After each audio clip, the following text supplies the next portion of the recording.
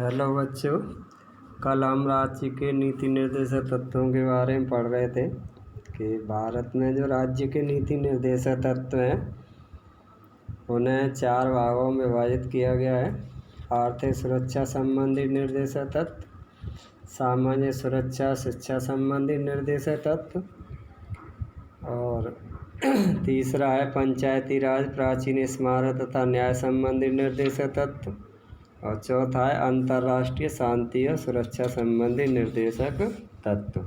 तो कल हमने 2 के बारे में विस्तृत रूप से पढ़ा था।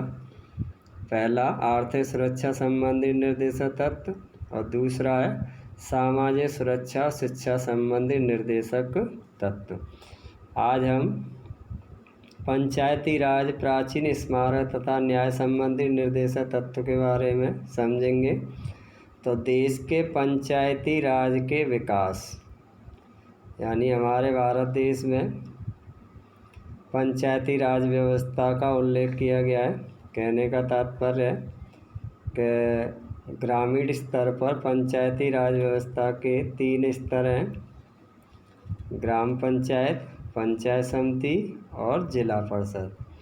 तो देश में पंचायती राज व्यवस्था का सही ढंग से विकास हो सके, साथ ही साथ प्राचीन स्मारकों की रक्षा, अर्थात जो हमारे प्राचीन स्थल हैं, जैसे चाहे वो किले हों, चाहे पुराने महल हों या प्राचीन मंदिर हों या अन्य कोई भी स्मारक हो जो प्राचीन समय में निर्मित हुआ था या बहुत समय पहले बना था, तो उनकी सुरक्षा तथा न्याय की प्राप्ति के उद्देश्य, यानी सभी को सही ढंग से या उचित प्रकार से न्याय प्राप्त हो। तो इन उद्देश्यों की प्राप्ति के लिए संविधान में कुछ निर्देशक तत्वों का उल्लेख किया गया है, जो इस प्रकार हैं। अनुच्छेद 40 के अनुसार राज्य ग्राम पंचायतों के गठन के लिए प्रयत्न करेगा और उनको ऐसी शक्तियाँ तथा अधिकार प्रदान करेगा जिससे कि वे स्वायत्त शासन की इकाइयों के रूप में कार्य कर सकें। तो अनुच्छेद 40 में क्या उल्लेख किया गया है कि ग्राम पंचायतों के गठन के लिए प्रयत्न करेगा। कहने का तात्पर्य है कि गांव स्तर पर ग्राम पंचायतों का गठन अवश्य होगा और उनको ऐसी शक्तियां प्रदान की जाएंगी या ऐसे अधिकार दिए जाएंगे जिससे कि वो अपना जो कार्य है वो सही ढंग से बिना रुके कर सकें। और हर स्तर पर या हर स्थिति में देश में ग्राम पंचायतों का गठन होगा। ग्राम पंचायतों को ऐसी शक्तियां और अधिकार दिए जाएंगे ताकि वो उन अधिकारों या शक्तियों के तहत अपना कार्य निसंकोच ढंग से कर सकेंगे। तो इसका उल्लेख अनुच्छेद 40 में किया गया है। अगला है अनुच्छेद 49 में कहा गया है कि राज्य का यह दायित्व होगा कि वह प्रत्येक स्मारक अथवा स्थान कलात्मक अथवा ऐतिहासिक रुचि की वस्तुओं की, जिन्हें संसद ने राष्ट्रीय महत्व का घोषित कर दिया हो, रक्षा करे और उन्हें नष्ट होने, कुरूप बनाने अथवा उनका निर्यात करने से रोकने का प्रयत्न करें। तो अनुच्छेद 49 में क्या उल्लेख है? अनुच्छेद 49 में ये उल्लेख किया गया है कि राज्य का यह दायित्व है कि वह प्रत्येक स्मारक, यानी जो भी हमारे प्राचीन स्मारक हैं अथवा स्थान हैं तथा कलात्मक या ऐतिहासिक रुचि की वस्तुएं हैं, जिन्हें संसद द्वारा कैसा घोषित किया गया, राष्ट्रीय महत्व का, यानी जिससे देश का हित जुड़ा हुआ हो, तो उनकी रक्षा करना, उन्हें नष्ट होने से बचाना, कुरूप बनाने से, कुरूप जैसे उदाहरण के लिए हमारे आगरा में ताजमहल है, तो यहाँ आगरा के आसपास जो ईंट बनाने के भट्टे थे या जो कारखाने थे, तो उनसे निकलने वाले धुएं के कारण जो ताजमहल है उसकी चमक धीरे धीरे खराब होती जा रही थी। तो उस को बनाए रखने के लिए सरकार के द्वारा ये निर्णय किया गया कि आसपास के जितने भी ईंट बनाने के भट्टे हैं या जो कारखाने जिनसे धुआं निकलता है उनको बंद किया जाए, ताकि जो हमारा प्राचीन स्मारक है अर्थात ताजमहल वो सुरक्षित रह सके, पहले जैसी स्थिति में बना रह सके। तो यानी इनको कुरूप बनाने से बचाना तथा उनका निर्यात करने से रोकना, यानी कोई भी उनको न बेचे। अनुच्छेद 50 में कहा गया है कि राज्य न्यायपालिका को कार्यपालिका से पृथक करने का प्रयत्न करेगा। इसका उद्देश्य न्यायपालिका की स्वतंत्रता को सुरक्षित करना। तो अनुच्छेद 50 में उल्लेख किया गया है कि राज्य न्यायपालिका को कार्यपालिका से पृथक करने का प्रयत्न करेगा। कहने का तात्पर्य है कि जो सरकार के 3 अंग होते हैं, व्यवस्थापिका, कार्यपालिका और न्यायपालिका, तो इनमें न्यायपालिका को कार्यपालिका से पृथक रखा जाएगा, या यूँ कहें कि उसे स्वतंत्र छोड़ दिया जाएगा, ताकि वो अपने निर्णय बिना किसी व्यवधान के कर सकें या ले सकें। इसका उद्देश्य न्यायपालिका की स्वतंत्रता को सुरक्षित करना है। तो ये आपके पंचायती राज या प्राचीन स्मारक तथा न्याय संबंधी निर्देशक तत्वों के बारे में अभी हमने पढ़ा। अब हम अंतर्राष्ट्रीय शांति और सुरक्षा संबंधी निर्देशक तत्वों के बारे में समझेंगे। तो अंतर्राष्ट्रीय शांति और सुरक्षा की दृष्टि से संविधान के अनुच्छेद 51 में जिन निर्देशक तत्वों को अपनाया गया है वे इस प्रकार हैं। कहने का तात्पर्य है कि अंतर्राष्ट्रीय शांति और सुरक्षा संबंधी निर्देशक तत्वों का उल्लेख संविधान के कौन से अनुच्छेद में किया गया है? तो अनुच्छेद 51 में। तो अनुच्छेद 51 में अंतर्राष्ट्रीय शांति और सुरक्षा संबंधी जो निर्देशक तत्वों का उल्लेख किया गया है वो निम्न है।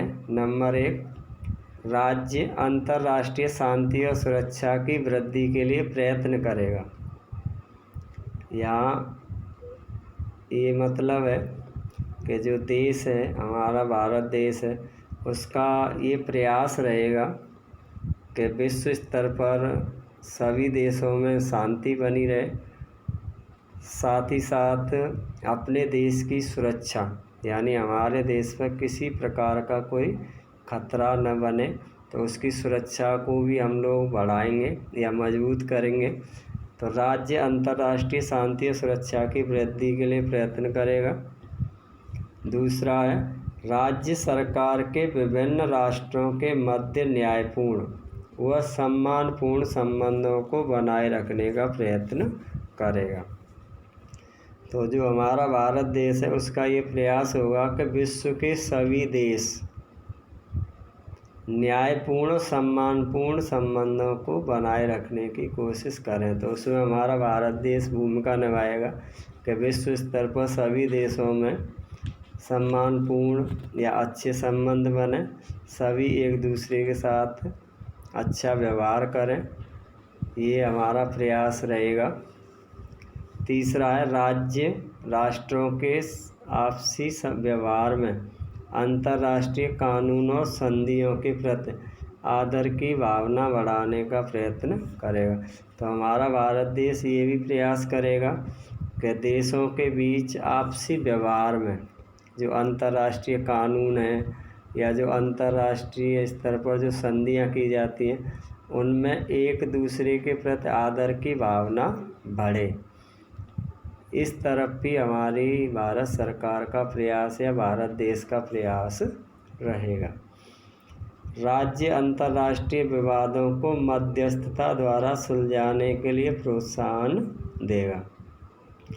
तो यहाँ हमारे भारत देश का यही मानना है कि किसी भी देश के साथ दूसरे देश का जो कोई भी विवाद है, चाहे वो पानी से संबंधित हो या ज़मीन से संबंधित हो या अन्य किसी भी प्रकार का कोई विवाद है, तो उसका निपटारा मध्यस्थता से, यानी दूसरे देश उनमें आपसी सुलह कराएं या उनके बीच जो भेदभाव या मनमुटाव उत्पन्न हुआ है उसको दूर कराने का प्रयास करें। तो यहाँ यही मतलब है कि जो भी विवाद है उसके लिए हमें लड़ाई झगड़े से बचना है और उनका निपटारा आपसी बातचीत से करना है। तो ये आपके 2 या 4 नंबर के लिए अच्छा प्रश्न है कि अंतर्राष्ट्रीय शांति और सुरक्षा संबंधी निर्देशक तत्वों का उल्लेख कीजिए।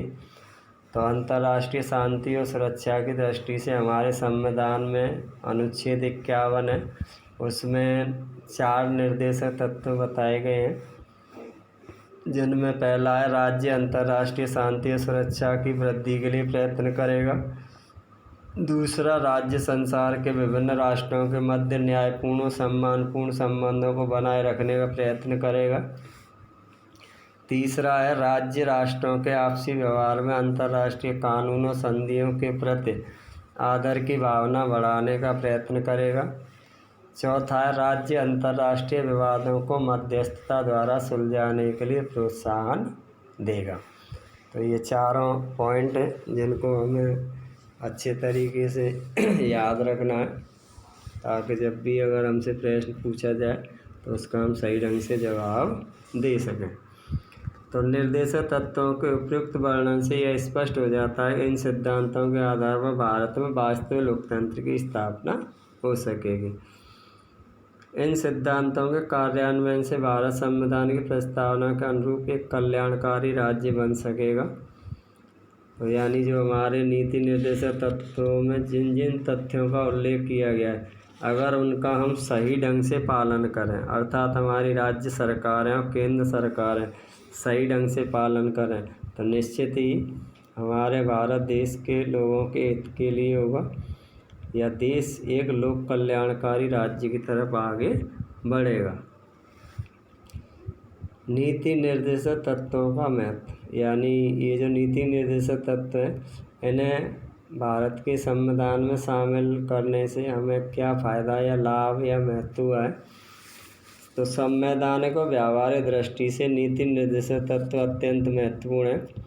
इन तत्वों के महत्व का अध्ययन निम्नलिखित रूपों में किया जा सकता है। पहला, शासन के लिए आचार संहिता। यद्यपि इन निर्देशक तत्वों को न्यायपालिका द्वारा क्रियान्वित नहीं किया जा सकता, किंतु इनके पीछे जनमत की शक्ति होती है, जो प्रजातंत्र का सबसे बड़ा न्यायालय है। तो प्रजातंत्र का सबसे बड़ा न्यायालय किसे माना जाता है? जनता की शक्ति को। अतः जनता के प्रति उत्तरदायी कोई भी सरकार इसकी अवहेलना का साहस नहीं कर सकती, क्योंकि उन्हें मालूम है कि आगे चुनाव होंगे और चुनावों में उन्हें जनता के बीच में जाना है, या यूँ कहें कि जनता को उन्हें अपने द्वारा किए गए कार्यों का जवाब देना होगा। लोक कल्याणकारी राज्य की रूपरेखा।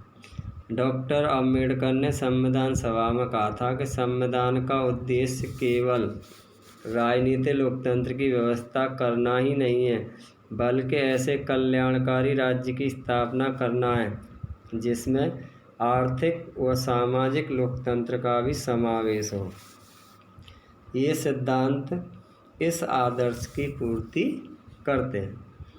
तो लोक कल्याणकारी राज्य की रूपरेखा तैयार करने का तात्पर्य होता है कि हमारी सरकारों के द्वारा ऐसा प्रयास किया जाएगा जिससे आम जनता का ज़्यादा से ज़्यादा भला हो, यानी लोग आर्थिक क्षेत्र में भी तरक्की करें और सामाजिक क्षेत्र में भी उनको मजबूती प्रदान हो।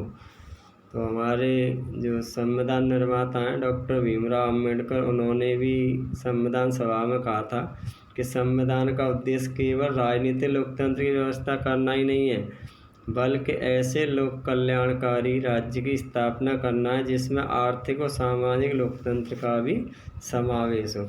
ये सिद्धांत इस आदर्श की पूर्ति करते हैं। अब शासन के मूल्यांकन का आधार। नीति निर्देशक तत्व जनता द्वारा शासन की सफलता या असफलता जांचने के मानदंड हैं। इनके द्वारा सरकारों के विभिन्न कार्यों का मूल्यांकन किया जा सकता है। तो यानी इनसे हमें ये पता चलता है कि हमारी सरकार के द्वारा कौन कौन से अच्छे कार्य किए, या यूँ कहेंगे किन कार्यों में सरकार को सफलता मिली है और किन कार्यों में उसे असफलता मिली है, या सरकारों के द्वारा क्या अच्छा किया गया है और क्या बुरा किया गया है। चौथा, संविधान के क्रियान्वयन में सहायक। तो नीति निर्देशक तत्व देश के शासन में मूलभूत है। कहने मतलब जो भी नई सरकार बनती है वो नीति निर्देशक तत्वों के अनुसार अपने कार्यों को आगे बढ़ाती है। तो जिसका तात्पर्य है कि देश के प्रशासन के लिए उत्तरदायी सभी सत्ताएं इनके द्वारा निर्देशित होंगी। न्यायपालिका भी शासन का एक महत्वपूर्ण अंग होने के कारण यह आशा की जाती है कि भारत में न्यायालय संविधान की व्यवस्था के कार्य में नीति निर्देशक तत्वों को उचित महत्व देंगे। पांचवा है सामाजिक आर्थिक परिवर्तन में सहायक। तो भारतीय संविधान निर्माताओं का उद्देश्य भारत में एक लोक कल्याणकारी राज्य की स्थापना करना था।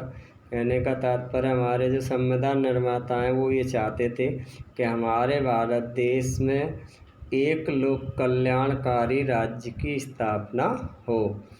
इस हेतु आर्थिक सुरक्षा व आर्थिक न्याय प्रदान करने हेतु राज्य के प्रत्येक स्त्री पुरुष को जीविका के साधन उपलब्ध कराना, संपत्ति का केंद्रीयकरण रोकना, स्त्री बाल श्रमिकों को शोषण से सुरक्षा प्रदान करना आदि समतामूलक समाज स्थापना में सहायक सिद्ध हुए।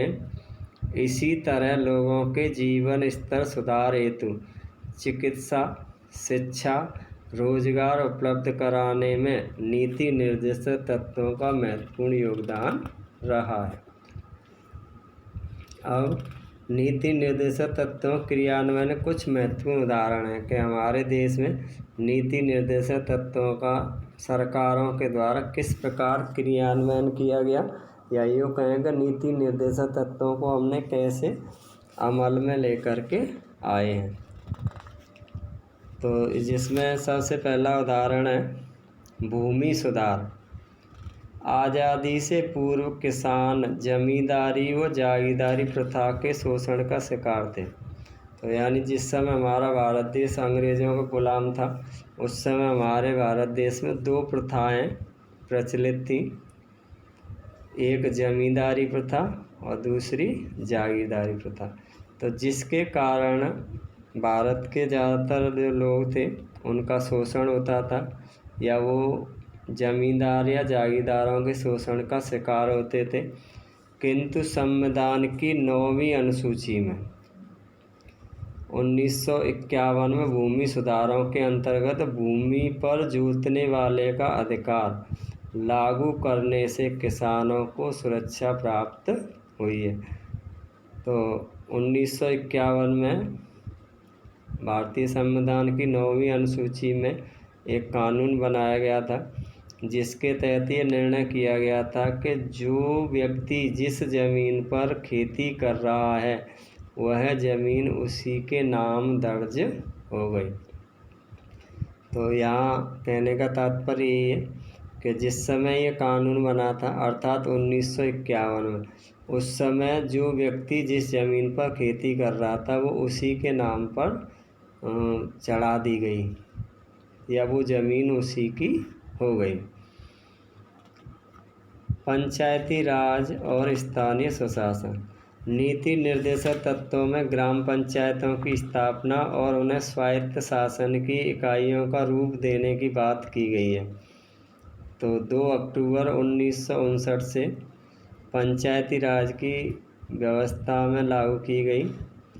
तो ये आपके अच्छा प्रश्न है कि भारत में पंचायती राज व्यवस्था की शुरुआत कब हुई थी। तो 2 अक्टूबर 1959 को। हमारा राजस्थान पहला राज्य है जहाँ पर पंचायती राज व्यवस्था की शुरुआत हुई थी। तो 2 अक्टूबर 1959 से पंचायती राज व्यवस्था की शुरुआत हुई, लेकिन वो सही ढंग से अपना कार्य नहीं कर पा रही थी।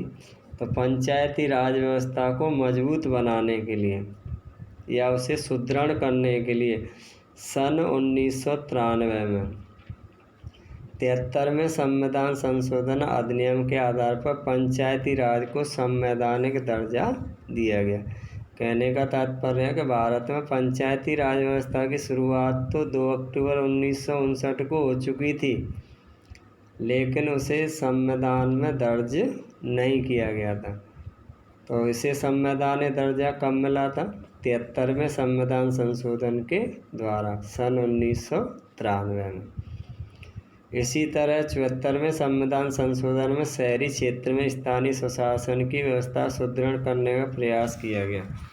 तो इसमें आपके ये 3 प्रश्न बनते हैं जो आपके बोर्ड में भी पूछे जाते हैं या पूछे जा सकते हैं, और कंपटीशन में भी ये प्रश्न आते हैं कि भारत में पंचायती राज व्यवस्था की शुरुआत कब हुई थी? तो 2 अक्टूबर 1959 को। या ऐसे प्रश्न आ जाता है कि 73वां संविधान संशोधन किससे संबंधित है? तो पंचायती राज व्यवस्था से। या ऐसे आ जाता है कि पंचायती राज व्यवस्था से संबंधित संशोधन अधिनियम कौन सा है? तो 73वां। तो ये 73वां तो पंचायती राज व्यवस्था से जुड़ा हुआ है, और जो 74वां है वो नगरीय स्थानीय स्वशासन से जुड़ा हुआ है। इसको ध्यान रखना है कि 73वां तो किससे संबंधित है? पंचायती राज व्यवस्था से, और 74वां नगरीय स्थानीय स्वशासन से संबंधित है। और तीसरा जो उदाहरण है वो है पंचवर्षीय योजना। देश के आर्थिक विकास के लिए नियोजन की प्रक्रिया को अपनाया गया है। तो नियोजन का तात्पर्य होता है कि हम कोई भी कार्य करें उसके लिए कोई योजना यानी प्लानिंग तैयार करते हैं, उसे कहते हैं नियोजन। तो हम चाहते थे कि हमारे देश का विकास हो या देश में आर्थिक तरक्की हो, तो उसके लिए हमने एक योजनाबद्ध प्रक्रिया को आगे बढ़ाने का प्रयास किया। तो इस नियोजन प्रक्रिया को बनाए रखने के लिए योजना आयोग का गठन किया गया। तो भारत में योजना आयोग का गठन किया गया था, और इस योजना आयोग के द्वारा एक आर्थिक विकास का ढांचा तैयार किया गया। तो जो सन 1950 में योजना आयोग का गठन किया गया था, उसने ये तय किया था कि देश में विकास के लिए हमें पंचवर्षीय योजनाओं को अपनाना होगा। तो योजना आयोग की सिफारिश पर ही हमारी भारत सरकार के द्वारा पंचवर्षीय योजनाओं की शुरुआत की गई थी। तो भारत में जो पहली पंचवर्षीय योजना है वह 1 अप्रैल 1951 को आरंभ हुई थी। तो पहली पंचवर्षीय योजना की शुरुआत कब हुई थी? 1 अप्रैल 1951 को। अब तक हमारे भारत देश में 12 पंचवर्षीय योजनाएं कंप्लीट हो चुकी हैं। वर्तमान में 13वीं पंचवर्षीय योजना चल रही है, जो 2017 से शुरू हुई थी और 2022 में समाप्त होगी, यानी आपके 31 मार्च 2022 में ये पूर्ण हो जाएगी। तो भारत में अब तक कितनी पंचवर्षीय योजनाएं पूर्ण हो चुकी हैं? 12। और कौन सी पंचवर्षीय योजना चल रही है? 13वीं, जो 2017 से आरंभ हुई है 2022 तक, यानी 1 अप्रैल 2017 से 31 मार्च 2022 तक ये चलेगी। इन योजनाओं में कृषि, जल संसाधन, पशु नस्ल सुधार, ऊर्जा, उद्योग, परिवहन, श्रम, आवास सुरक्षा, वैज्ञानिक अनुसंधान, शिक्षा आदि के संबंध में विभिन्न कार्यक्रम तैयार कर क्रियान्वयन निरंतर जारी है। तो ये अभी हम कुछ महत्वपूर्ण निर्देशक तत्वों के उदाहरणों के बारे में समझ रहे थे। कुछ और अन्य महत्वपूर्ण उदाहरणों के बारे में हम कल समझेंगे।